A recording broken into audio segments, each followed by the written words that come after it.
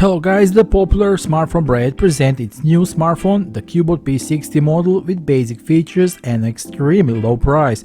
It comes with a 6.52-inch IPS screen with the HD Plus resolution. The front camera is 8 megapixel and is located in the teardrop notch, while the back is proven a very good 20 megapixel camera with a Samsung sensor.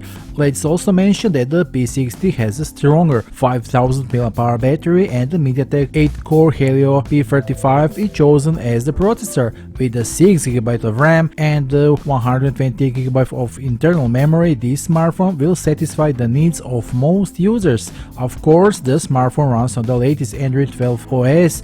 The expected price of the new Cubot P60 is $89.99 from today until the 23rd. Do not hesitate, because now is the chance to support yourself with new smartphone at a very good price. Choose the new Cubot P60 now. In the official sales links below this video, let's not forget how Cubot is giving away even 10 units of Cubot P60 for the 10 fastest of you. Click to enter. The more entries you get, the more chance you have to win in this giveaway. Good luck to everyone, and I'll see you soon in the new video. Bye.